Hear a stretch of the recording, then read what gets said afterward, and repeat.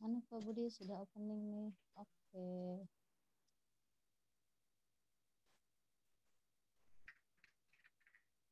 Habis pada mau negeri.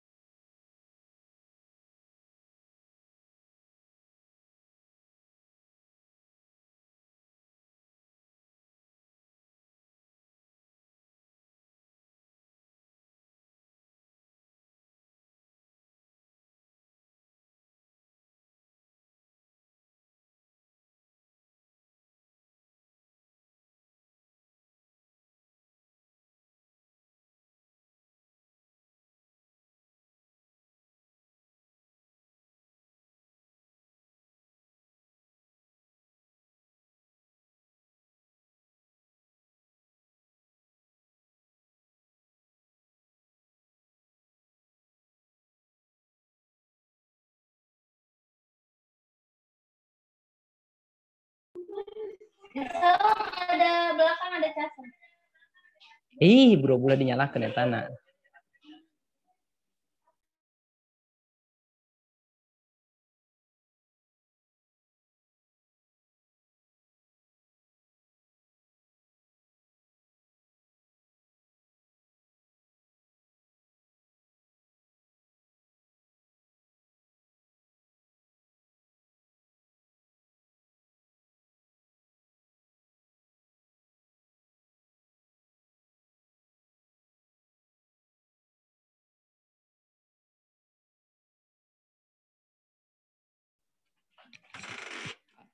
Halo, Assalamualaikum.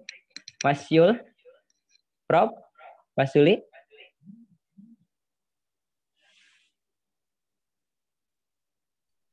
Silakan Pak, sudah on semuanya, sudah nunggu opening. Oke, baik, terima kasih. Bismillahirrahmanirrahim. Assalamualaikum warahmatullahi wabarakatuh. Selamat pagi semuanya. Selamat siang, mohon maaf.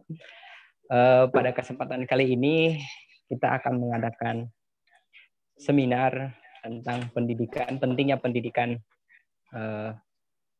anak usia dini di masa pandemi. Bagaimana pada kesempatan kali ini Bapak, Ibu, dan seluruh sivitas akademika serta seluruh peserta yang pada kesempatan kali ini sudah hadir di Zoom meeting, di YouTube, dan di media sosial lainnya. Pada kesempatan kali ini, terima kasih. Pada kesempatan kali ini saya sebagai moderator, saya Budiman dari STAI Latansa Masiro, yang mana pada program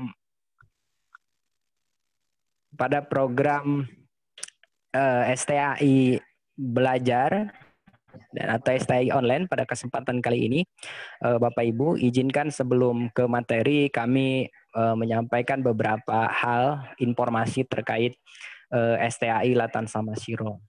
STAI Latansa Masiro memiliki 3 jurusan. Yang pertama pendidikan agama Islam, ekonomi syariah, sama pendidikan Islam anak usia dini. Yang pada kesempatan yang ini alhamdulillah pematerinya itu dari Ketua Prodi Pendidikan Islam Anak Usia Dini. Dan kegiatan STAI Belajar ini dalam program Merdeka Belajar Perguruan Tinggi Latansa Masiro akan dilaksanakan pada setiap hari Jumat, yaitu pada sholat Jumat. Sebelum itu sekelumit beberapa hal yang mohon izin untuk saya sampaikan kepada seluruh sivitas akademika dan seluruh peserta pada kesempatan STAI Online atau STAI Belajar ini, bahwa STAI Latansa Masiro memiliki visi pada tahun 2030, yaitu menjadi perguruan tinggi atau menjadi sekolah tinggi agama Islam yang profesional, berkualitas, dan menghasilkan sumber daya manusia yang berakhlakul karimah, serta mampu menjadi tantangan untuk memenuhi kebutuhan masyarakat pada tingkat nasional.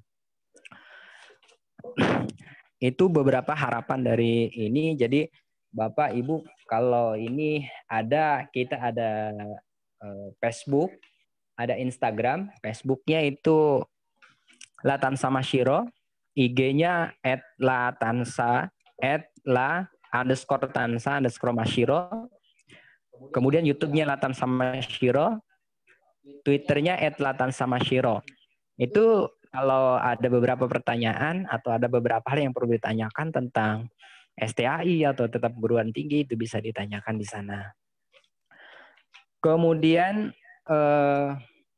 Bapak Ibu, pada kesempatan kali ini kita akan menyampaikan atau akan berbagi info terkait bagaimana konsep atau bagaimana teknik cara mendidik anak di rumah, tidak hanya dengan guru tapi bagaimana dengan belajar di rumah dengan orang tua. Seperti itu.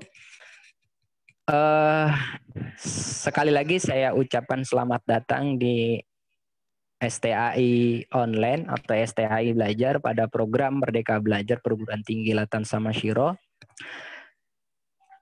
Di sini saya perkenalkan pematerinya, yakni Bapak Ibu Robiatul Adawiyah SPD MPD. Mohon maaf, beliau sangat piawai di dalam konsep pendidikan anak usia dini. Saya dulu.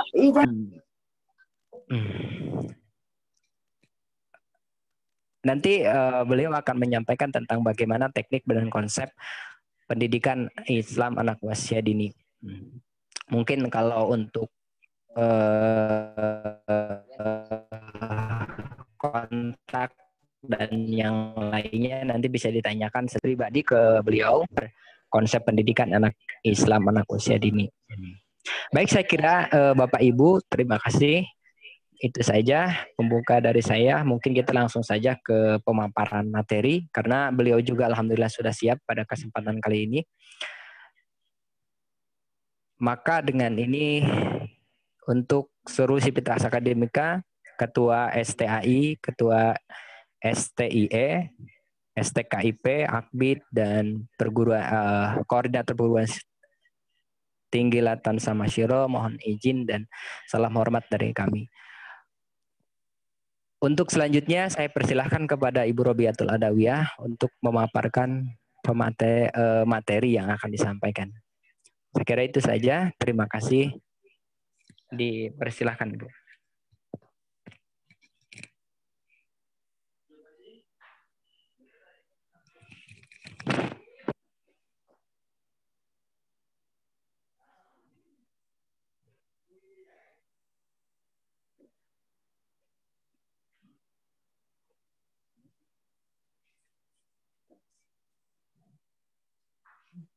Oke, terima kasih kepada Pak Budiman sebelumnya. Assalamualaikum warahmatullahi wabarakatuh.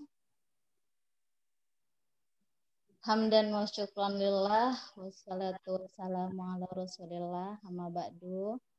Terima kasih sebelumnya saya ucapkan pada moderator kita kali ini, Prof. Budiman, yang senantiasa semangat mengikuti webinar kali ini.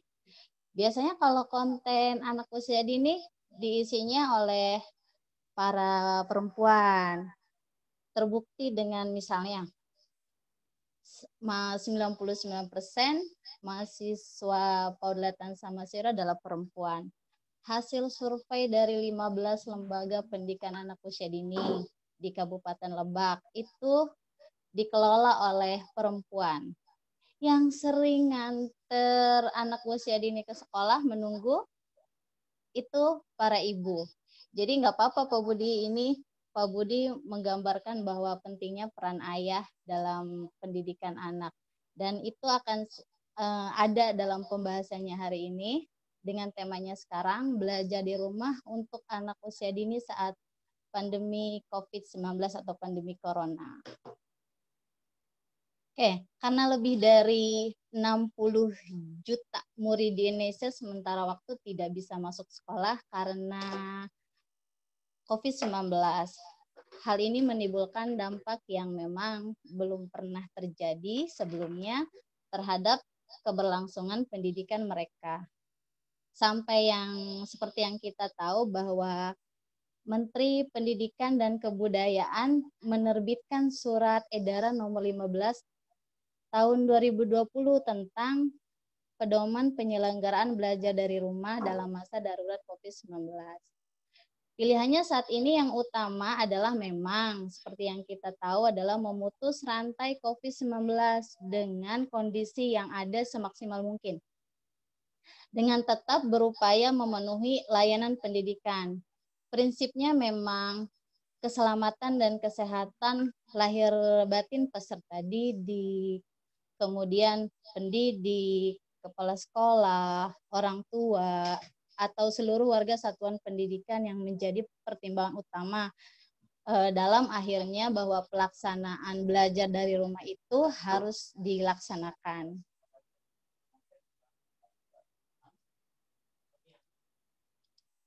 Nah, sebelum kita membahas bagaimana pelaksanaan pendidikan untuk anak usia dini di rumah, terlebih dahulu saya paparkan ya, apa itu pendidikan anak untuk anak usia dini.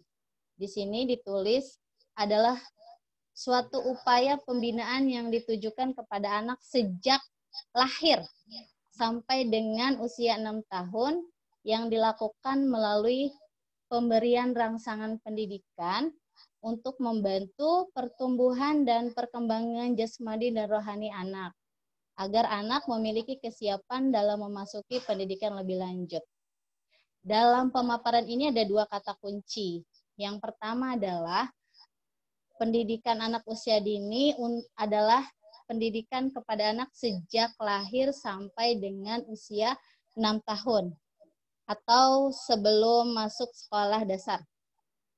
Artinya adalah menurut teori ini, semenjak ibu melahirkan atau dari 0 bulan, harus mempersiapkan tentang bagaimana pendidikan anak usia dini minimal atau berawal dari rumah atau dari orang tuanya. Dan yang dimaksud dengan pendidikan anak usia dini saat ini adalah anak usia dini prasekolah. Yang di Indonesia atau di lingkungan kita adalah mereka yang biasanya usia antara rentang 3 sampai 6 tahun. Kenapa usia 3 sampai 6 tahun? Karena pada saat usia dari 3 tahun, mereka sudah dapat mengelola emosi dan dapat bersosialisasi dengan temannya melalui permainan. Karena memang dunia mereka adalah dunia main, jadi namanya bermain sambil belajar. Jadi tidak heran kalau pada usia tersebut banyak orang tua yang mengikuti program kelompok bermain. Oke, kata kunci yang kedua adalah pemberian rangsangan pendidikan untuk membantu pertumbuhan dan perkembangan jasmani dan rohani. Selain, ini kata kunci yang kedua ya, pertumbuhan jasmani dan rohani. Kalau pertumbuhan jasmani tentunya selain makanan yang bergizi atau seimbang untuk anak usia dini. Tapi rohani juga membutuhkan nutrisi. Nutrisi untuk rohani mulai dari misalnya memberikan pengasuhan yang positif dari orang tua untuk anak usia dini. Kenapa sih harus pengasuhan positif? Karena orang tua atau keluarga adalah orang yang menyentuh pertama untuk pendidikan anak usia dini. Sebelum mereka berkembang atau melanjutkan pendidikan dasar dan selanjutnya, maka pendidikan anak usia dinilah yang dibentuk mulai dari keluarga. Kalau di saat pandemi sekarang, artinya adalah bahwa pendidikan ketika dialihkan dari rumah, itu salah satu tujuan bahwa pendidikan tidak hanya berhenti di situ. Artinya adalah pendidikan tetap harus dilanjutkan. Bagaimana pada saat pandemi seperti sekarang? Dan ini menjadi jawaban dari kenapa pentingnya pendidikan untuk orang tua. Dan imbasnya adalah bisa dirasakan sekarang. Bahwa selain mereka menafkahi dan memfasilitasi segala kebutuhan anak untuk belajar di luar, kini orang tua memang dari dulu harus menjadi tauladan untuk lebih dari itu, yaitu menjadi guru bagi mereka. Hingga tujuannya di sini mengembangkan berbagai potensi anak sejak dini sebagai persiapan untuk hidup dan dapat menyesuaikan diri dengan lingkungan.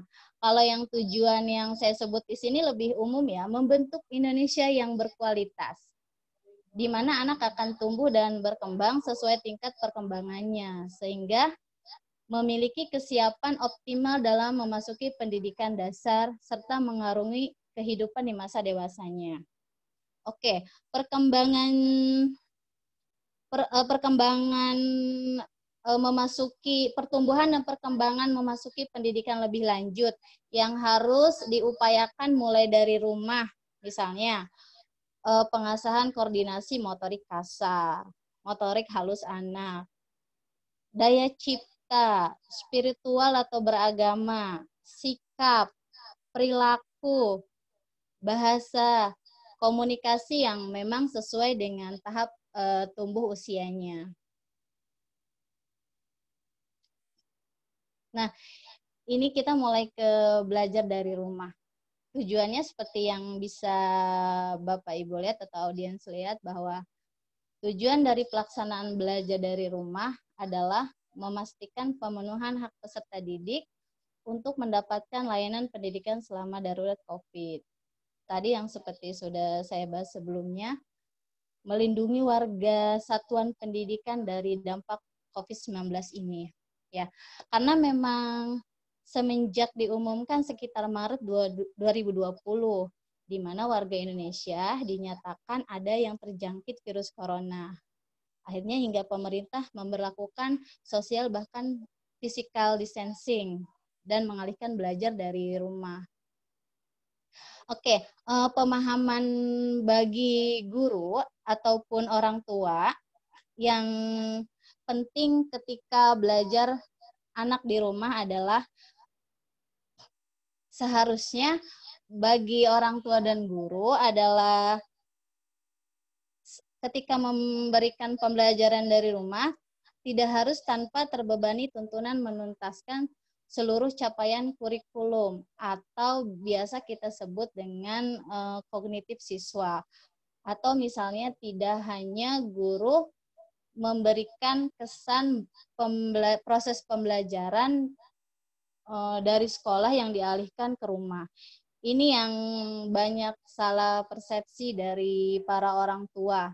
Mereka beranggapan seperti itu saya rasa wajar ya.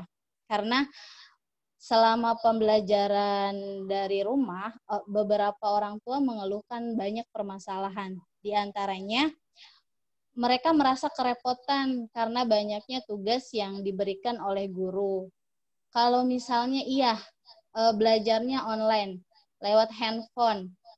Kalau anaknya satu, oke, bisa dikontrol. Kalau misalnya anaknya 3, yang sekolah TK ada, yang SD ada, yang SMP ada, yang SMA atau selanjutnya. Handphonenya 1. Semuanya belajarnya online. Dan saya rasa itu wajar, akhirnya orang tua memiliki kesulitan dalam memantau belajar anak. Gantian handphone jika hanya 1 handphone, dan ada beberapa banyak masalah yang dirasakan oleh orang tua. Sampai menyebutkan bahwa borosnya kuota internet. Dan semalam saya nonton berita ya bahwa akan pemerintah menyediakan kuota internet gratis untuk siswa, orang tua, guru, bahkan dosen.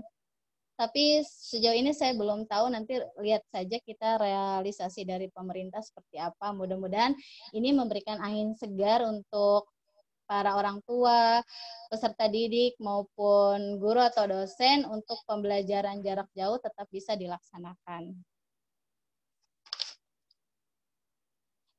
Di mana memang yang harus diingatkan pula kepada guru, harusnya memang orang tua dan guru bisa bekerja sama, hingga memang hasil belajar peserta didik selama di rumah itu dapat diberikan umpan balik yang sifatnya jangan hanya kuantitatif atau hanya pemberian nilai atau skor, tapi bagaimana umpan balik yang bersifat kualitatif atau mengedepankan pola interaksi dan komunikasi yang positif antara guru dengan orang tua. Maka seharusnya di sini guru dan orang tua diharapkan dapat mewujudkan pendidikan yang bermakna. Tadi yang seperti saya bilang, tidak hanya pada capaian akademik atau kognitif atau tugas melulu. Maka berikan pendidikan yang bermakna, termasuk memang kecakapan hidup dan pemahaman mengenai pandemi COVID-19. Nah ini, sebenarnya ini lebih ke tips ya, bagaimana harusnya edukasi virus corona bagi anak usia dini. Seberapa pentingkah informasi atau pemahaman virus corona bagi anak usia dini? Dengan seringnya anak usia dini mendengar dari luar tentang virus corona. Oke. Bahkan kalau misalnya kita tanya, kenapa belajarnya dari rumah? Jawabannya pasti, di luar banyak virus corona. Kenapa keluar harus pakai masker? Pasti jawabannya karena banyak virus corona. Tidak usah kita beritahu pun, saya rasa mereka sudah tahu ya bahwa pada saat ini banyak virus corona. Hanya saja sejauh mana virus corona ini bisa dipahami oleh anak pada usia dini. Semoga penelitian yang beredar di beberapa artikel, semoga pernyataan itu benar ya, bahwa anak-anak itu adalah golongan yang paling aman dari virus ini. Tapi sebagai orang tua tetap memiliki pengawasan yang perhatian yang baik untuk anak tetap waspada. Nah, di sini ada beberapa tips ya bagaimana edukasi virus corona bagi anak usia dini. Oke, sebelum saya bahas nomor 1 ya, memberikan anak pemahaman tentang virus corona pada saat ini memang dan bukan hal untuk menakut-nakuti anak ya. tetapi membuat anak terhubung dengan dunia sekitar agar ia berkontribusi seperti biasanya tanpa kita takut-takuti dengan adanya virus corona. Kalau untuk anak usia muda, misalnya dari PAUD sampai SD lah kita katakan seperti itu, bahwa memberikan edukasi yang tepat bagi anak sebenarnya akan membuat orang tua lebih mudah saat meminta anak melakukan langkah pencegahan, karena mereka sudah paham sebelumnya. Artinya adalah itu berulang-ulang dilakukan oleh orang tanpa tidak sadar memberikan pemahaman kepada mereka. Ketika orang tua memberikan pemahaman tersebut, itu adalah hal yang tidak aneh bagi anak. Misalnya, saat meminta anak untuk rutin mencuci tangan dengan sabun, menggunakan masker ketika keluar rumah atau ketika sedang sakit, atau misalnya kenapa harus menjaga jarak dengan orang. Ini penting nih bagi para orang tua kalau misalnya menganjurkan anak untuk menjaga jarak dengan orang. Contohkan kepada anak, misalnya kita sering mendengar jaga jarak 1 meter. Bagi anak usia dini kan tidak tahu 1 meter itu jauhnya segimana. Maka contohkan bahwa jarak 1 meter kira-kira dari A sampai B. Hingga mereka tahu menerka bahwa jarak 1 meter itu sekian. Ya, akhirnya memang mengedukasi anak tentang virus corona bukan menjadi perkara yang mudah memang untuk orang tua. Artinya adalah menimbulkan pertanyaan mulai dari mana, bagaimana caranya, itu yang kerap menjadi dilema bagi orang tua. Tapi di sini saya berbagi tips ya tentang edukasi virus corona bagi anak usia dini. Yang pertama adalah mengajak berbincang dengan anak tentang virus corona. Pertanyaannya, apa itu virus corona? Kan pertanyaannya gitu ya bagi anak. Langkah pertama yang bisa dilakukan oleh orang tua untuk memberikan edukasi tentang virus corona kepada anak-anak ialah mengajak berdiskusi santai. Ada kata santainya ya Bu, atau Bunda, atau para orang tua, tentang virus corona. Bunda ketika sambil ngobrol santai, misalnya sambil bermain, sebelum tidur, tanyakan kepada anak, apakah anak sudah tahu tentang virus corona? Apa saja yang mereka tahu? Apa saja yang mereka dengar dari orang tentang virus corona? Kemudian setelah dijelaskan, beritahu anak tentang asal virus ini, bagaimana penyebarannya dan gejalanya, serta bagaimana pencegahannya. Saya rasa ya, di setiap rumah, selama ini di beberapa tempat kita mendapatkan semprotan disinfektan ya, bahkan poster tentang pencegahan virus corona. Nah, saya rasa poster yang dibuat itu indikatornya itu karakternya lucu, kemudian berwarna menarik, gambarnya pun menarik. Nah, saya rasa itu dibuat bukan hanya untuk pembaca orang dewasa, namun menarik pula menjadi bahan perhatian untuk dibaca semua kalangan termasuk anak-anak. Dan itu bisa dijadikan sebagai media berngobrol atau ngobrol santai dengan anak sambil memahami makna yang terkandung dalam poster tersebut. Intinya adalah poster itu bisa dijadikan media untuk pemahaman anak tentang virus corona. Misalnya sering kita lihat juga di TV. Di TV sering kita lihat iklan langkah kreatif memberikan edukasi pencegahan virus corona. Saya rasa itu juga media kreatif ya yang disediakan oleh orang lain lewat lagu atau nyanyian tentang pencegahan virus corona. Karena bagi anak-anak media itu atau penyampaian itu sangat mengena dengan sesuai usianya. Karena memang gejala virus corona atau penyembuhannya sebenarnya tidak jauh berbeda dengan orang dewasa ya. Jadi tetap harus bahwa orang tua bagaimana mengawasi anak dan memberikan pemahaman tentang virus corona untuk anak usia dini. Oke, selanjutnya. Oke, yang kedua, beri anak pemahaman bahwa virus corona bisa dicegah dan disembuhkan. Beritahu anak langkah-langkah pencegahan yang bisa ia lakukan agar tidak terkena virus ini. Misalnya, di sini saya berikan contoh ya, dengan cara rutin cuci tangan, gunakan masker saat sakit, lebih menjaga kebersihan dan tidak banyak berbaur dengan orang luar. Kalau memberikan pemahaman bisa dicegah atau disembuhkan.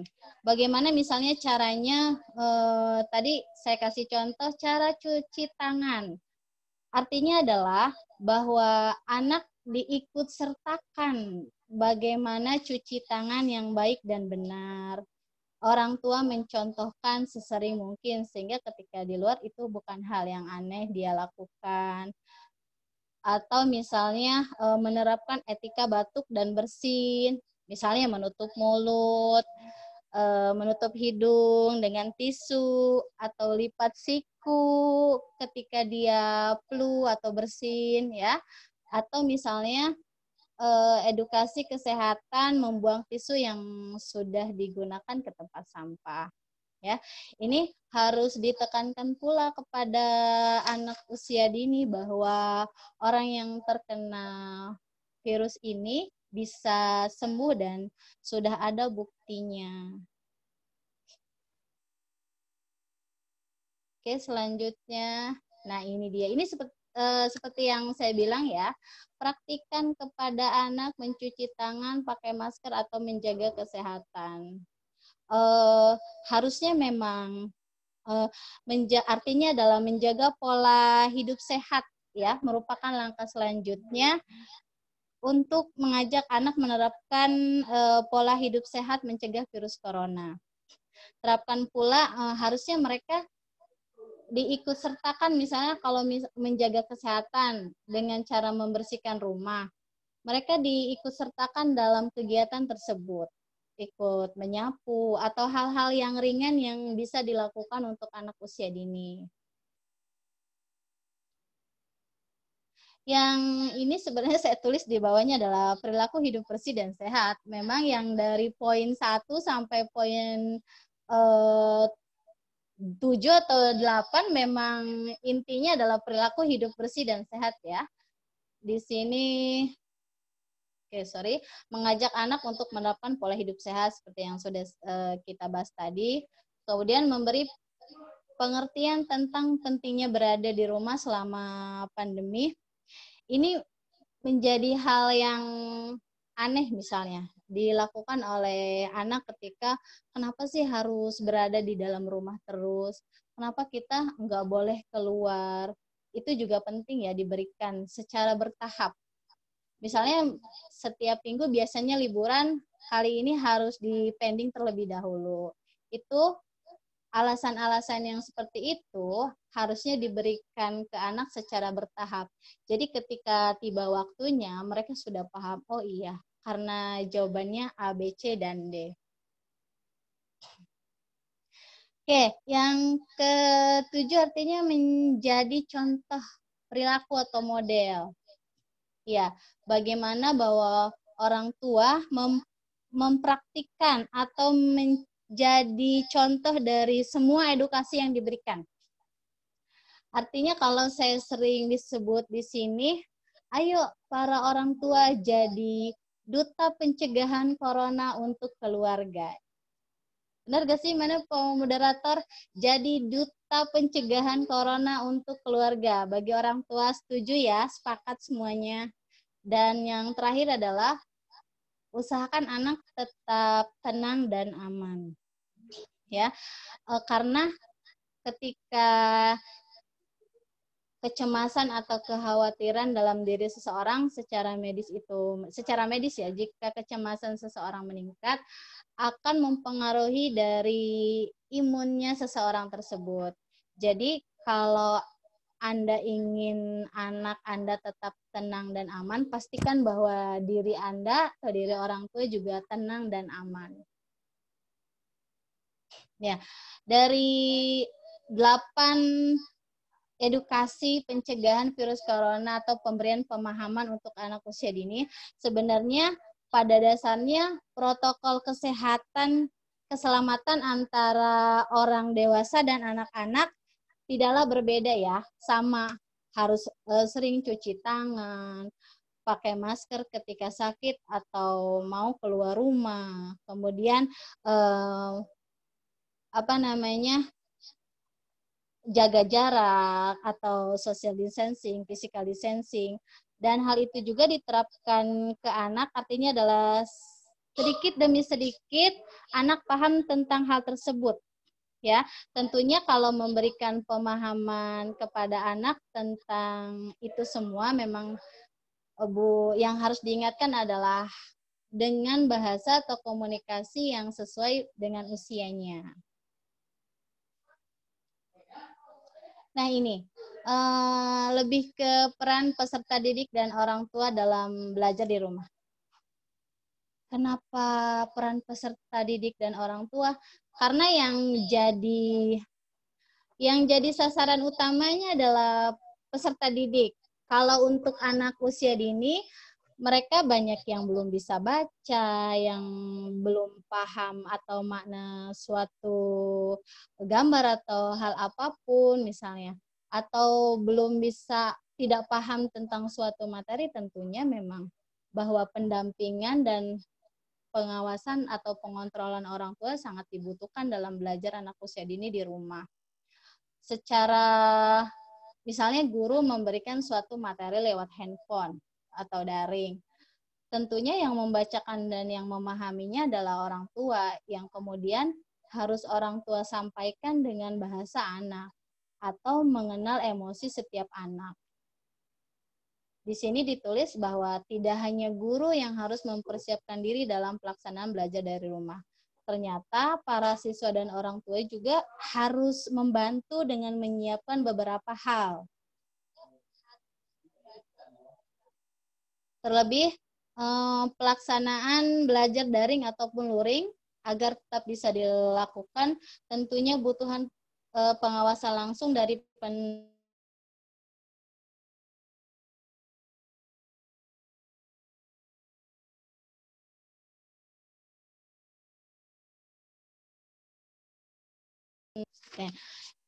Di sini memang peranan orang tua terhadap pendidikan anak di rumah adalah bagian dari dasar pendidikan ya. Dasar pendidikan itu misalnya harus diingat oleh orang tua bahwa pembelajaran anak usia dini yang tidak hanya menekankan pada capaian akademik atau kognitif, artinya adalah mengembangkan pula keterampilan dasar pendidikan. Misalnya keterampilan dasar, budi pekerti, sikap, sopan santun, kasih sayang, kemudian rasa aman, serta bisa juga dengan menanamkan kebiasaan-kebiasaan baik yang dicontohkan oleh orang tua kepada anak. Ini berbagai hasil penelitian ya menunjukkan bahwa orang tua yang berperan aktif dalam pendidikan anak tentunya akan menghasilkan prestasi atau hasil belajar yang baik untuk anak. Artinya adalah ketika orang tua senantiasa mendampingi dan mengawasi belajar anak sedari dini. Salah satunya itu dapat membentuk stabilitas emosional anak. Selain itu, memotivasi belajar anak usia dini untuk senantiasa dia melanjutkan pendidikan selanjutnya. Maka, untuk mengoptimalkan pendidikan orang tua di rumah, perlu adanya pengasuhan tadi yang seperti saya bilang, pengasuhan yang positif. Mengapa pengasuhan positif? Lagi-lagi pertanyaannya begitu ya. Karena pengasuhan yang dilakukan berdasarkan kasih sayang atau berdasarkan kasih sayang yang diberikan orang tua kepada anaknya sedari dini akan menimbulkan atau menghasilkan saling menghargai antara orang tua dan anak. Kemudian pemenuhan perlindungan hak anak, terbangunnya hubungan antara anak dan orang tua yang hangat, bersahabat, ramah dengan orang tua, serta memang dapat menstimulus tumbuh kembang anak agar optimal. Nah, ini hal-hal yang tidak boleh dilupakan oleh orang tua dan guru atau orang tua di rumah ya saat pembelajaran, tidak hanya mengedepankan capaian akademik atau kognitif, bahwa banyak perkembangan anak usia dini yang mesti diasah. Ini potensi-potensi yang ada di masa anak usia dini. Motoriknya, mulai dari motorik kasar ataupun halus. Bahasa, selain kognitif ya, ada sosial, emosional, agama, bahkan ke moral. Ini yang menjadi catatan penting selain kognitif untuk para orang tua ketika melakukan pembelajaran anak di rumah.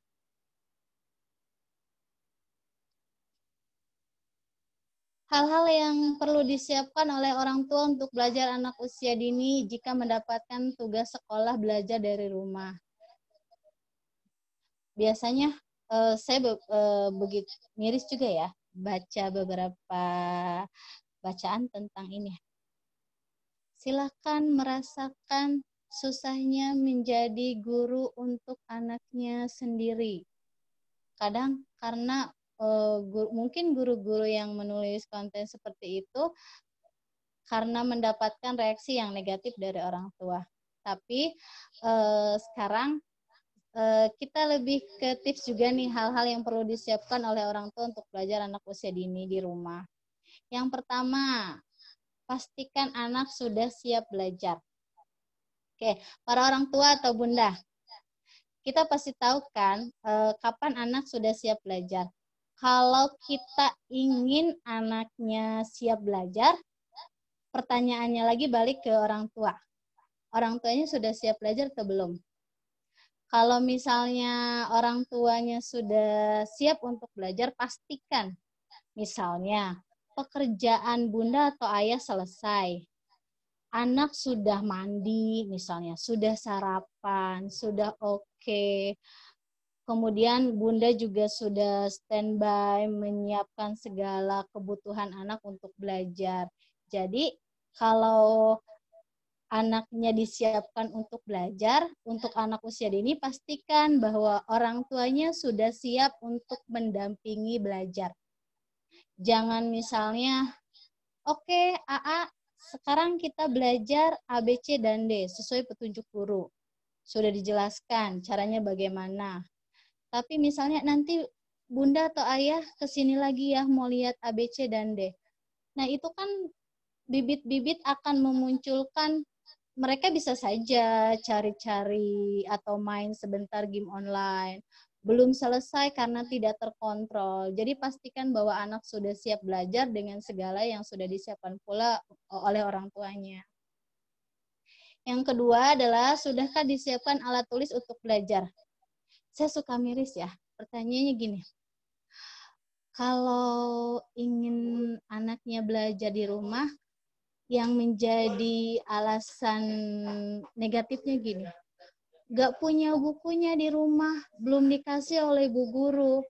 Bu guru kita gak punya sumber bacaannya, dari mana dapatnya?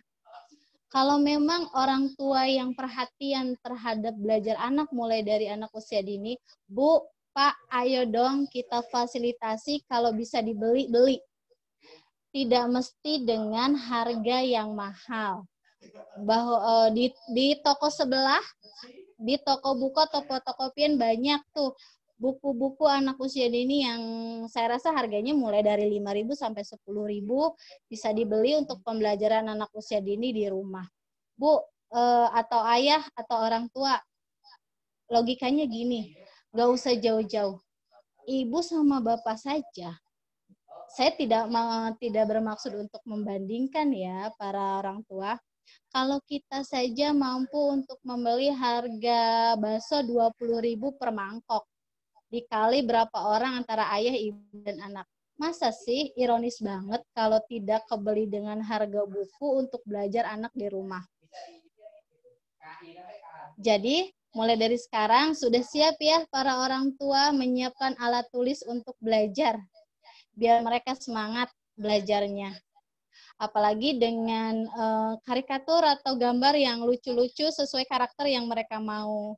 Karena biasanya anak punya hobi mengidolakan suatu kartun atau menyukai kartun tertentu. Yang ketiga, pertanyaannya adalah, ini pertanyaannya, apakah orang tua mendampingi anak ketika belajar? Sebenarnya ini udah dibahas ya di poin pertama.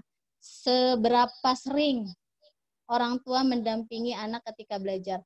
Kalau untuk anak usia dini tentu sangat penting, karena mereka belum bisa apa-apa dan sangat bergantung terhadap orang tua. Dan saya rasa itu dapat membentuk kedekatan ya antara anak dan orang tua ketika, oh iya, ayah dan bunda saya saja belajar. Dengan cara yang strategi yang seru bisa diterapkan dari orang tua kepada anak. Jadi sudah siap ya, sekarang jangan ada alasan, anak saya susah untuk belajar. Oke, sekarang pertanyaannya, orang tuanya susah nggak untuk belajar? Susah nggak untuk mendampingi anak ketika belajar? Oke. Ya, itu dijawab sendiri ya oleh para bunda atau orang tua. Yang keempat, di mana anak belajar? Ya, di sini tentukan posisi yang nyaman dan aman untuk belajar. Biasanya kita menyediakan satu sudut rumah atau ruangan tertentu untuk belajar anak usia dini. Mau di kamar kah, mau di ruangan tengah kah, atau ada tempat-tempat belajar khusus. Pastikan bahwa itu nyaman untuk belajar, tidak panas, tidak bising, yang bisa membuat anak konsentrasi, dan lain sebagainya. Yang kelima, apakah orang tua aktif bertanya pada guru terkait hal-hal yang berhubungan dengan belajar, kurang jelas, kurang paham, atau sebagainya. Lagi-lagi pertanyaannya untuk para orang tua. Kalau misalnya, ini beberapa masalah ya. Iya, kalau misalnya orang tua yang melek akan informasi, atau misalnya melek teknologi informasi, itu tidak jadi masalah. Pertanyaannya gini Bunda, gimana kalau misalnya orang tuanya gaptek teknologi, atau misalnya tidak bisa mengoperasionalkan handphone pintar? Oke. Artinya adalah di sini, sejauh mana keaktifan orang tua bertanya tidak hanya lewat media sosial, ya. Orang tua bisa komunikasi langsung ke gurunya, kemudian bertanya aktif kalau misalnya di handphone hal-hal yang kurang atau kurang jelas dipahami oleh orang tua. Dan ini juga tips ya untuk para orang tua. Ini dari guru sendiri nih, dari guru-guru PAUD nih, saya dapat informasi ini, bahwa kedekatan orang tua, anak, dan guru dengan semakin seringnya komunikasi mereka secara tidak langsung memberikan efek atau perhatian lebih dari gurunya untuk pembelajaran anak usia dini. Tuh, para orang tua, jika anaknya ingin diperhatikan oleh gurunya secara intens dalam pemberian pembelajaran, pastikan bahwa Anda pun peduli terhadap anak dengan mulai komunikasi dengan guru. Yang keenam adalah ada atau tidaknya jadwal belajar di rumah. Ini beberapa permasalahan yang dirasakan oleh orang tua. Alasannya adalah, anak saya susah belajar di rumah. Ini menjadi hal yang, itu karena menjadi hal yang tidak biasa awalnya dilakukan. Nah, mulai dari sekarang, ini ada hikmah ya dari pandemi COVID-19, bahwa ketika bunda atau orang tua dengan anak bersama-sama membentuk jadwal belajar di rumah. Dengan seperti itu, dia secara tidak langsung memiliki rasa tanggung jawab atau kebiasaan ketika belajar di rumah. Contoh kecil, maghrib misalnya masih nonton TV. Dengan kalau misalnya sering ada jadwal belajar di rumah, saya rasa orang tua tinggal bilang, oke, kakak atau adik dengar adzan, harusnya apa? Biasanya kalau sudah pembiasaan atau memiliki jadwal, oh iya, sudah maghrib, matikan televisi, matikan handphone. Dengan sendirinya memiliki kedisiplinan dan tanggung jawab karena sudah terbiasa, dia ambil meja sendiri atau pergi ke ruang belajar sendiri, sholat atau ngaji dan apalah. Karena mereka sudah biasa dengan adanya jadwal belajar di rumah yang ditekankan oleh orang tua dan anaknya. Dan pastikan bahwa ketika belajar orang tuanya ikut belajar. Jangan hanya dikasih tugas atau diajarin, tapi orang tuanya pergi kemudian hanya mengontrol. Pastikan bahwa ayah, ibu, anak ada di situ untuk belajar. Ini lebih ke sebenarnya untuk kita semua lah, terutama mungkin saya juga, ya sebagai orang tua, mulai bosan belajar di rumah, anak atau orang tuanya. Oke, ini artinya gini, setelah memang awalnya kan pandemi COVID-19 Maret, diperkirakan Juli sudah masuk sekolah normal. Ya, tapi akhirnya sampai tahun ajaran baru bahkan sekarang masih tetap diberlakukan PJJ ya, atau pembelajaran jarak jauh.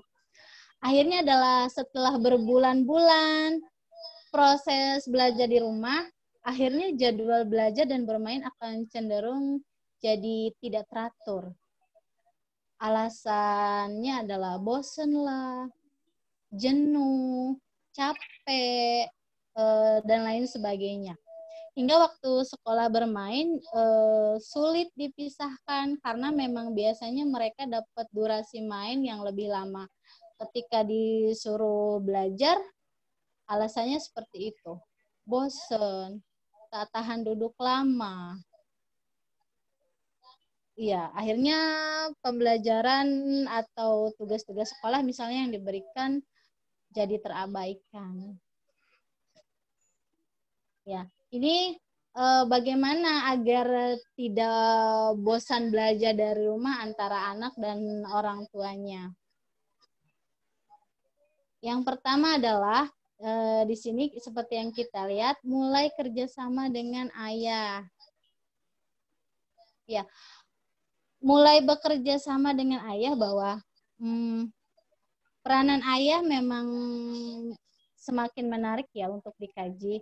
Karena kalau dulu ibu itu hanya jadi ibu rumah tangga. Kalau sekarang ibu rumah tangga banyak ibu rumah tangga yang menjadi wanita karir atau bekerja. Yang hal ini menyebabkan kesempatan, perhatian, dan perlakuan lebih terhadap anak itu menjadi berkurang. Nah, untuk itu tips bagi ibu atau wanita karir. Ayo dong para bunda buat jadwal belajar anak. Misalnya malam hari setelah maghrib, meluangkan waktu malam bersama, melakukan pendekatan melalui bercerita sebelum tidur, sambil dipeluk, sambil dicium, sambil dielus. Tanyakan kepada anak, ada cerita apa nih tadi siang? Atau misalnya menyempatkan telepon di waktu istirahat kerja. Ya, itu tips untuk para ibu yang mulai jadi ibu karir ya. Jadi ibu plus jadi wanita karir, maksudnya seperti itu. Dan masih pada poin pertama ya, mulai kerjasama dengan ayah. Walaupun memang ayah konsentrasinya itu pada pencari nafkah atau tulang punggungnya keluarga. Wajib nih untuk disampaikan untuk para ayah atau suami bahwa peran ayah itu sangat penting dalam pengasuhan anak. Dalam buku pengembangan pembelajaran anak usia dini, bahwa absennya peran sang ayah atau tidak adanya kerjasama yang baik dari orang tua atau peranan keluarga, ini bisa mengakibatkan penentu yang paling signifikan bagi tindak kriminal dan kekerasan ayah dan kekerasan anak. Maksudnya seperti itu. Jadi ayo dong para ayah mulai sekarang sadar akan kerjasama dengan yang baik untuk pendidikan anak. Jangan hanya ibu-ibu atau wanita yang dibebankan lebih dalam pendidikan anak, bahwa kedekatan antara anak dan ayah itu sangat dibutuhkan dalam pendidikan mereka. Dan ini bisa menjadi sosok atau panutan yang senantiasa diingat oleh anak bahwa ayah saya pun perhatian saya belajar. Dan akhirnya adalah memberikan ingatan atau pemahaman kepada anak bahwa saya suatu saat menjadi ayah, ini kelak di kemudian hari ya, memberikan perhatian yang baik ketika sedari kecil. Yang kedua adalah, sudahkah orang tua ciptakan suasana yang positif? Iya, suasana yang positif sebenarnya udah dibahas ya dari tadi, atau sama dengan pengasuhan positif. Artinya adalah bisa misalnya dengan di sini lakukan lebih banyak aktivitas anak seperti misalnya bermain, menonton televisi, atau kalau sekarang nonton handphone ya, nonton handphone bersama. Kemudian anak dilibatkan dalam kegiatan orang tua sehari-hari. Misalnya dalam kebersihan tadi yang seperti saya contohkan, memberikan pekerjaan yang bisa dilaksanakan oleh mereka sesuai dengan usianya. Atau misalnya bisa dilakukan dengan bertukar cerita sambil tidur, atau hal yang lain yang sifatnya positif yang tentunya sesuai dengan potensi anak yang perlu digali. Oke, yang ketiga adalah anak dilibatkan dalam kegiatan orang tua sehari-hari. Misal, kalau saya berikan contoh, ibu mengajak anak memasak bersama. Misalnya anak disuruh untuk mengambilkan tomat. Oke, tomat bentuknya apa? Warnanya apa? Manfaat tomat itu apa? Atau misalnya bisa dilibatkan cerita sambil ayah nyebutin rumput, bersihkan rumah, dan lain sebagainya yang bisa dikerjakan oleh anak dan orang tua. Nah, yang keempat adalah seberapa sering orang tua memberikan pelukan atau ciuman kepada anak. Ya, kalau bayi saja begitu lahir, dia ditempelkan kulitnya langsung ke dada sang ibu ya. Artinya adalah bahwa semakin sering kita memberikan pelukan atau ciuman kepada anak, artinya adalah hal itu secara tidak langsung memberikan efek bahwa anak merasa terlindungi atau anak merasa dilindungi. Bahkan secara medis, bahwa orang tua yang sering memberikan pelukan atau ciuman dapat mengoptimalkan kerja otaknya karena dia merasa bahagia. Ya, misalnya orang tua bisa berikan pelukan atau ciuman sebagai tanda penghargaan kepada anak jika sudah melaksanakan sesuatu hal. Oke, secara medis bahwa memberikan pelukan dan ciuman itu dapat meningkatkan imun yang baik pada anak. Jadi sesering apa nih sekarang? Apakah Anda termasuk orang tua yang senantiasa memberikan pelukan atau ciuman kepada anak? Atau ya biasa saja berkembang atau bagaimana? Sekarang mulai biasakan untuk memberikan pelukan dan ciuman. Karena secara medis bahwa orang tua yang sering memberikan pelukan atau ciuman itu dapat menambah jumlah endorfin atau oksitosin atau hormon yang baik untuk anak. Artinya adalah punya sifat kesenangan atau kegembiraan pada anak. Itu secara medis ya. Yang kelima adalah tidak sungkan untuk berkomunikasi dengan guru. Tidak sungkan untuk berkomunikasi dengan guru artinya adalah salah satunya misalnya kendala apa yang dihadapi atau kesulitan apa yang dihadapi oleh orang tua, itu orang tua bisa konsultasikan dengan guru. Anak saya di rumah A, B, C, dan D. Harusnya bagaimana yang Bu Guru? Saya ingin membuat suatu media, tapi bagaimana caranya ya Bu Guru? Misal, jadi antara orang tua dan guru mempunyai komunikasi atau kerjasama yang baik. Hingga memang pertumbuhan dan perkembangan anak usia dini tidak hanya dilakukan oleh orang tua ketika guru pun ikut berkontribusi di dalamnya. Yang keenam adalah kesepakatan mengumpulkan tugas. Karakteristik atau keseharian anak itu berbeda-beda. Ada yang memang tadi misalnya belajar tepat waktu, ada yang susah diatur. Misalnya bagi anak yang susah diatur, itu kan masalahnya. Artinya adalah ketika misalnya guru memberikan materi atau tugas yang sifatnya kognitif untuk anak. Jika memang tidak bisa diberikan atau dikumpulkan sesuai dengan batas waktu yang telah ditentukan, maka orang tua dan guru bisa berkonsultasi tentang hal tersebut. Misalnya kapan jadwal yang disepakati. Dan saya rasa itu mesti ditanyakan oleh orang tua kepada guru atau guru terhadap orang tua.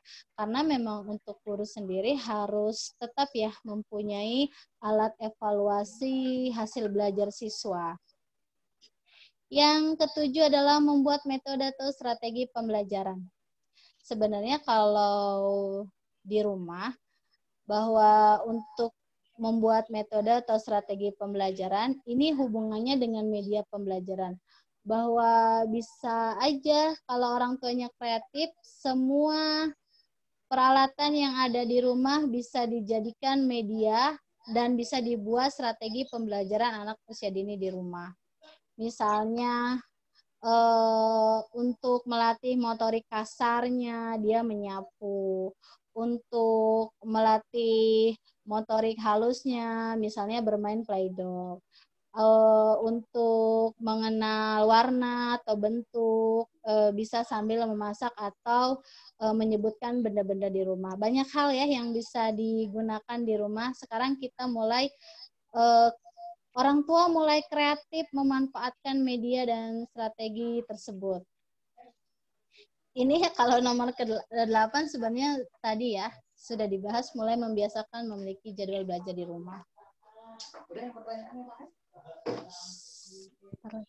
Yang terakhir, sebentar lagi ini lebih ke ruang guru anak usia dini. Sebenarnya berarti lebih sibuknya itu atau lebih fokusnya untuk para guru. Yang pertama adalah menjaga komunikasi dengan orang tua. Oke, para guru biasanya gini. Kalau misalnya ada anak yang belum mengumpulkan tugas, pertanyaannya adalah, guru nanyain nggak sih? Harusnya kalau memang guru merasa itu penting, Bunda, si A belum mengumpulkan ini. Si kakak belum mengerjakan A, B, C, dan D. Artinya adalah perhatian belajar dari sekolah tidak terlepas dari perhatian guru terhadap orang tuanya. Komunikasi yang aktif antara orang tua dan guru. Yang kedua, membuat petunjuk praktis orang tua. Kalau penjelasan lewat media sosial biasanya memiliki makna yang ganda atau tidak tersampaikan atau persepsi yang lain. Itu penting, akhirnya guru harus membuat petunjuk yang praktis untuk orang tua. Tidak paham, tanyakan. Ya, tadi seperti yang di awal. Komunikasi yang baik dan positif antara guru dan orang tua. Yang ketiga adalah memberikan informasi pengasuhan positif. Yang dari pemerintah khususnya anak usia dini, para guru anak usia dini itu udah diberikan ya informasi tentang pengasuhan positif. Dan guru PAUD itu wajib menyebarluaskan atau men-share itu ke beberapa orang tua di lembaga pendidikan anak usia dini masing-masing. Dan di sini saya menekankan wajib dibaca untuk ayah dan bunda tentang pengasuhan positif karena itu penting banget apalagi saat sekarang. Yang keempat adalah memberikan pendidikan sosial. Kalau saat pandemi kan anak harus jaga jarak. Bunda bisa lakukan atau orang tua bisa lakukan dengan caranya anak telepon dengan teman atau gurunya lewat video call. Anak telepon atau komunikasi dengan orang luar lewat handphone dan lain sebagainya. Oke, sebenarnya kalau yang ini lebih ke kesimpulan ya tentang ide-ide pembelajaran anak usia dini di rumah yang bisa dibaca oleh para orang tua dan guru, dan semua media yang di rumah bisa dimanfaatkan untuk pembelajaran kreatif anak usia dini. Ternyata selesai Pak Moderator. Nah, ini ngiklan ya. Ayo bergabung bersama Pure Latan sama Siro. Keren. Oke, silakan moderator. Mungkin ada sesi tanya jawab atau sudah cukup?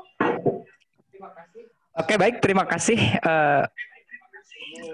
Ibu Robiatul Adawiyah atas pemaparannya yang sangat luar biasa, dan mungkin kita masuk kepada sesi pertanyaan atau sesi tanya jawab. Kita diskusi di sini ada waktu sekitar 15 menit, 10 atau 15 menit tanya jawab. Di sini pertanyaan yang pertama saya sebutkan saja Bu ya. Itu ada pertanyaan dari Nila Rahma.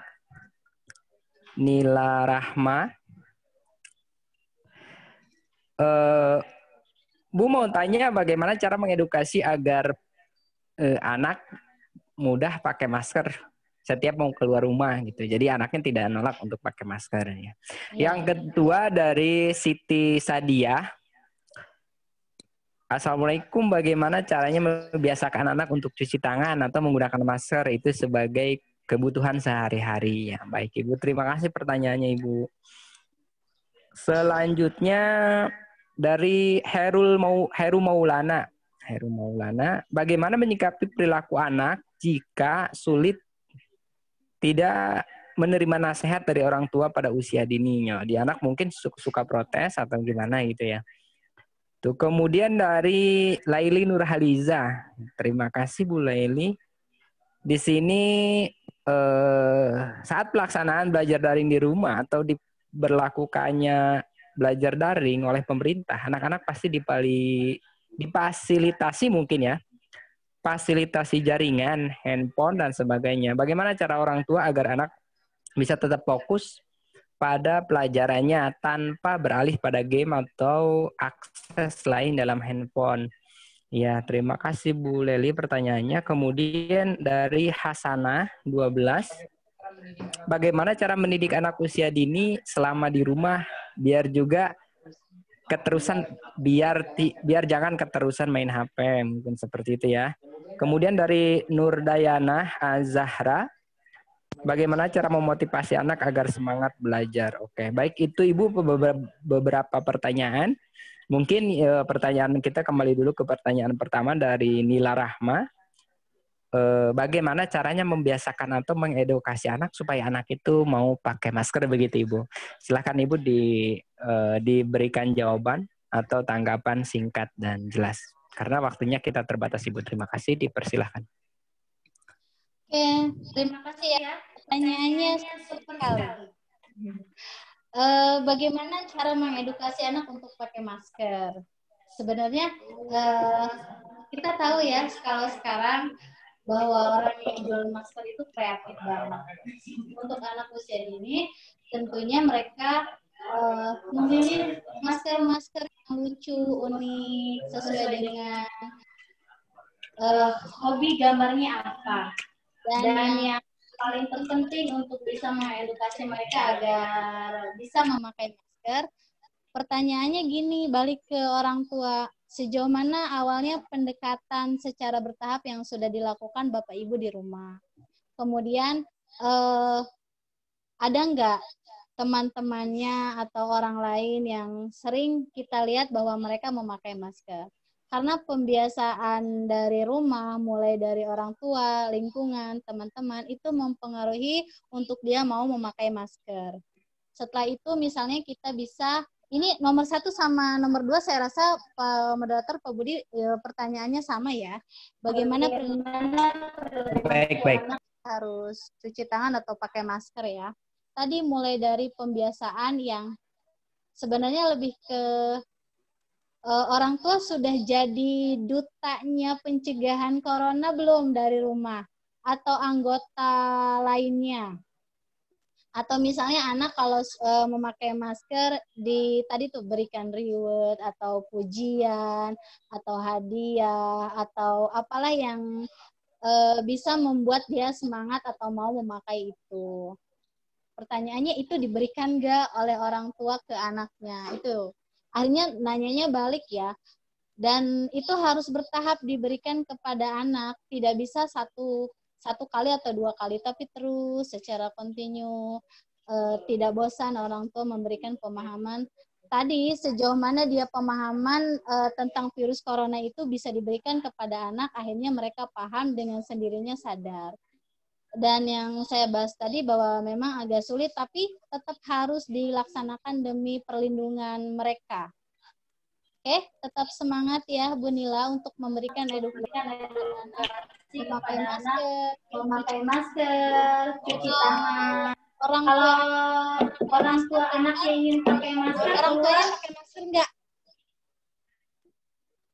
Kalau misalnya sering dilihat, biasanya anak ikut serta. Maskernya juga harus ganti-ganti ya. Ini penting, jangan hanya beli cuma 1. Karena 1 kali pakai, kalau yang kain bisa cuci ulang. Seperti itu. Yang saya rasa nomor 1 sama nomor 2 sama ya. Kalau nomor ketiga dari... Oke. Ya, gimana Pak Moderator nomor selanjutnya pertanyaannya? Orang tuanya pakai masker. Baik, Ibu, terima kasih untuk jawabannya itu, Bapak Ibu. Itu jawaban dari narasumber untuk pertanyaan nomor 1 dan nomor 2. Selanjutnya dari Heru Maulana, itu pertanyaan ketiga. Bagaimana menyikapi perilaku anak jika sulit atau tidak menerima nasihat dari orang tua pada anak usia ini? Jadi mungkin anak ada yang sering melawan atau menolak orang tua. Gimana sih perilaku anak kecil seperti itu, Bu? Silakan, Ibu. Sebenarnya itu udah dibahas ya di pembahasan bahwa potensi anak itu bukan hanya kognitif. Artinya adalah sejauh mana pendekatan sosio-emosional antara orang tua dan anaknya sudah dilakukan atau belum. Ketika misalnya anak susah untuk diberikan nasihat, kapan harusnya diberitahu atau dinasehati anak ketika misalnya anak telah melakukan satu kesalahan. Udah dibahas sih sebenarnya di pembahasan tadi. Kalau memberikan nasihat ke anak ketika mereka salah atau susah melakukan kesalahan, sudahkah orang tua misalnya tadi contohnya melakukan pendekatan sebelum tidur, bahwa yang dilakukan itu adalah salah, harusnya A, B, C. Gimana caranya supaya dia tidak mengulangi kembali, pantau. Kalau sejauh mana Anda sebagai orang tua memantau tentang perkembangan anak usia dini tersebut. Jadi, dan seberapa besar pendekatan Anda terhadap anak. Jadi artinya sosio-emosional yang harus dibangun dari rumah terlebih dahulu. Itu ya Pak Heru, harus tetap memberikan perhatian pada anak. Pemberian nasihat yang waktunya yang tepat agar mereka bisa paham.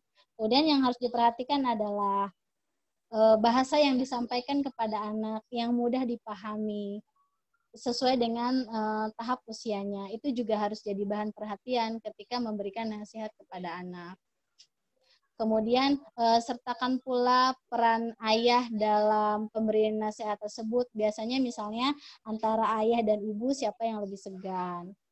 Kemudian tadi bisa diberikan pujian, ciuman, pelukan, hadiah ketika mereka mampu atau tidak lagi mengulangi kesalahan yang sama. Mungkin itu jawabannya. Oke, baik, terima kasih Ibu. Selanjutnya pertanyaan ini mungkin pertanyaannya sama ya, mirip. Jadi Ibu bisa jawab sekaligus. Yang pertama dari Laili Nurhalija, anak-anak dikasih fasilitas jaringan atau handphone dan sebagainya, bagaimana cara orang tua agar mengatur atau memotivasi anak supaya tetap fokus pada pelajarannya, bukan pada HP gitu atau game. Kayak tadi yang bisa Ibu jelaskan itu yang pertama. Ibu, yang selanjutnya dari Hasanah, ini juga hampir mirip. Bagaimana cara mendidik anak usia dini selama di rumah biar tidak kecanduan atau keterusan main HP aja gitu dia belajar. Selanjutnya dari Nurdayana Azahra juga, bagaimana cara memotivasi anak agar semangat belajar. Selanjutnya dari Pro Game, bagaimana cara menyikapi kalau anak usia dini yang susah untuk belajar tapi pengennya main HP. Jadi semuanya hampir berkaitan dengan teknologi atau dengan HP begitu. Silakan Ibu dijawab. Terima kasih. Saya simpulkan aja ya secara keseluruhan dari pertanyaan-pertanyaan yang tadi. Kalau misalnya anak candu ke handphone, artinya adalah Bapak Ibu memfokuskan atau memfasilitasi pribadi, artinya punya anak murni, artinya anak dibelikan handphone atau memang memakai handphone orang tua. Itu yang jadi pertanyaannya pertama ya. Kalau misalnya punya atau anak usia dini sudah dibelikan handphone pintar, itu yang kurang tepat. Artinya adalah pada saat seperti itu memang tidak tepat untuk diberikan handphone pintar pada usia tersebut yang saya rasa manfaatnya tidak begitu penting untuk anak usia dini. Kalau misalnya handphone itu milik orang tua, artinya adalah Pak, Bu atau orang tua, seberapa sering sih bermain dengan anak di luar? Itu untuk mengalihkan perhatian mereka dalam bermain handphone. Misalnya, ciptakan bermain bersama dengan mainan mereka yang sering main. Kita kan para orang tua suka membelikan mainan yang akhirnya menumpuk di rumah yang sesuai dengan hobinya. Pertanyaannya adalah, ayo dong para orang tua main bersama dengan anak sesuai dengan mainannya. Itu untuk mengalihkan mereka belajar atau main game atau main HP secara online. Kemudian kalau misalnya belajar untuk anak usia dini, dampingi, dikontrol, diawasi, ditemani sampai selesai. Dan saya rasa itu ya tipsnya untuk anak. Kalau anak untuk semangat belajar tentunya sesuai dengan pertama kesiapan mereka, moodnya mereka, kesenangan mereka. Tadi ya, bahwa potensi-potensi yang harus digali ketika orang tua menerapkan belajar di rumah jangan hanya pada kognitif, tapi bisa ke...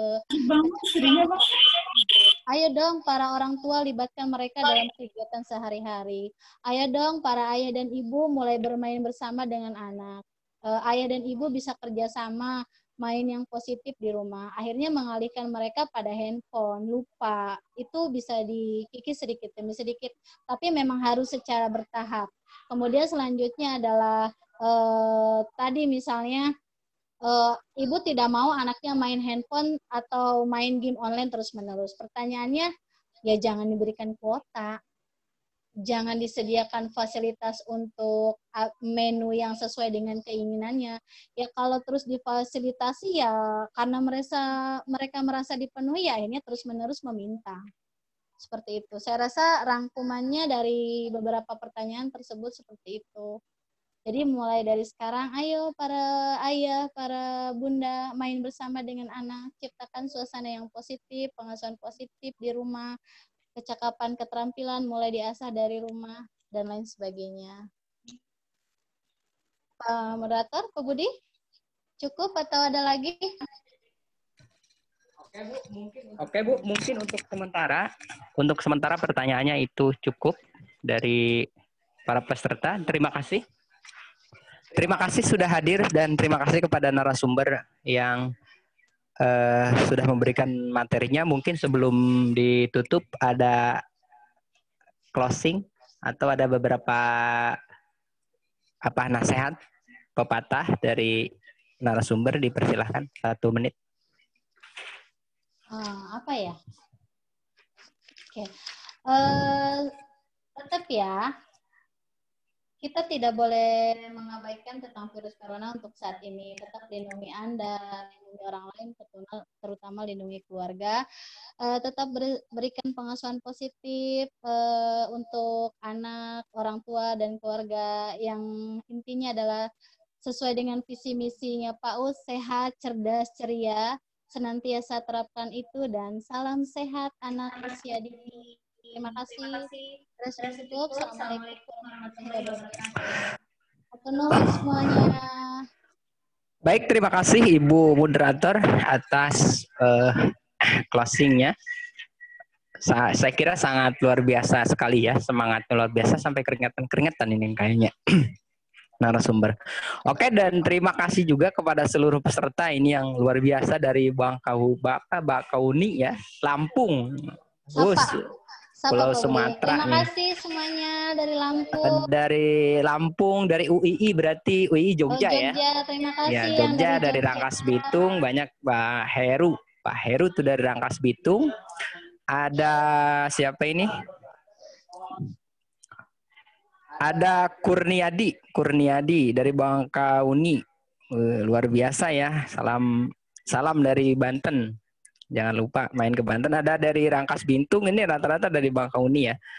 Luar biasa dari UI Jogja tadi Heru Maulana. Terima kasih sudah hadir pada kesempatan kali ini. Salam dari Latan Samashiro. Jadi kalau ke Banten, kalau ke Rangkas main ke kampus kita ya. Kita menerima untuk silaturahmi dan yang lain-lain. Welcome. Oh iya, welcome. Apalagi yang dari Lampung, wah, luar biasa itu nyebrang lautan. Terima kasih. Terima kasih sudah hadir pada kesempatan kali ini, dan mungkin nanti silahkan di-share nomor WA atau emailnya, karena mungkin ada ini sertifikat Ibu ya yang perlu dibagikan, tapi dan kami informasikan juga bahwa setiap hari Jumat kita akan mengadakan hal yang sama seperti ini dengan materi dan narasumber yang berbeda dan insya Allah yang kompeten di bidangnya. Saya kira saya sebagai moderator, Bapak Ibu dan narasumber seluruh tim Latansa Innovation Center, terima kasih sudah memfasilitasi semua hal dalam kegiatan ini, dan mungkin mohon maaf dari kami dari STI Latansa Masyiro atas beberapa hal yang mungkin kurang dalam pelaksanaan ini. Terima kasih saya moderator dan terima kasih kepada Ibu narasumber. Assalamualaikum warahmatullahi wabarakatuh. Salam kembalian kepada Mas Yulikus. Terima kasih. Assalamualaikum warahmatullahi wabarakatuh. Ya, sesi foto Pak. Dipandu. Videonya dibuka semua untuk sesi foto Pak. Oh iya. Untuk kita dokumentasi mohon videonya, semua video yang aktif itu dibuka ya. Kita foto bersama ya. Jadi videonya di open, kita foto bersama. Silahkan videonya di open, kita foto bersama. Oke, foto bersama. Videonya di on kan semua. Oke, Haris katanya belum, Haris. Oke, ada Haris ya.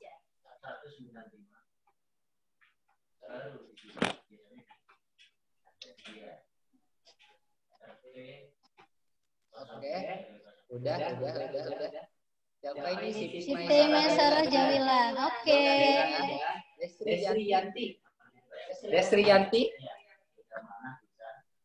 Desriyanti.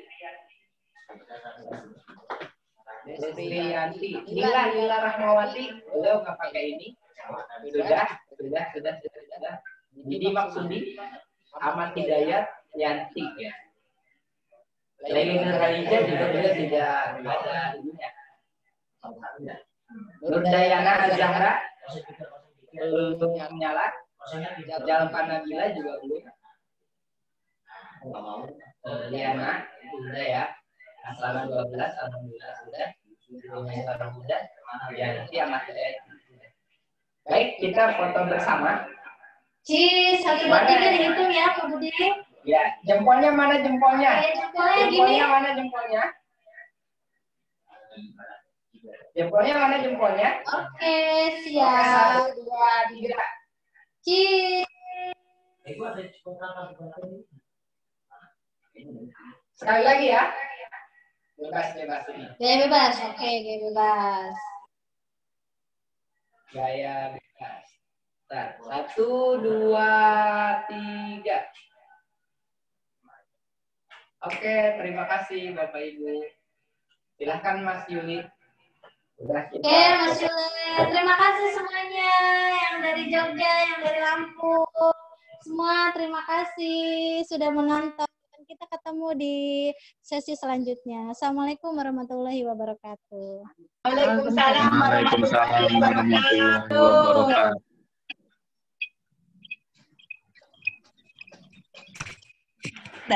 Mas Yuli monitor. Balik, Ru.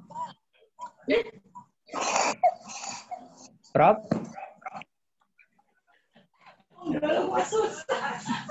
Aduh, kemana ini?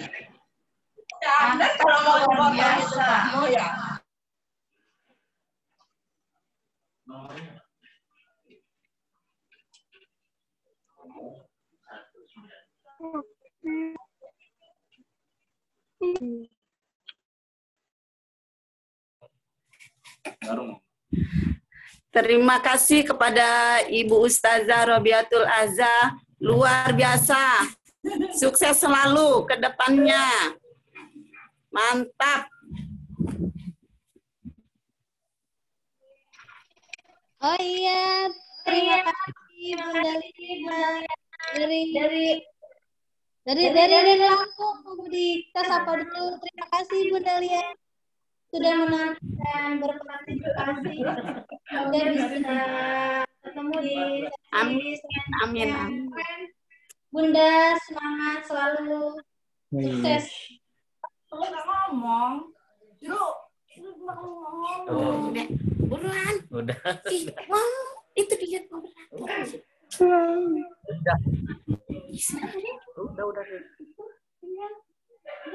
Udah di unfollow aja Ibu jadi. Selamat videonya. Sip, mantap.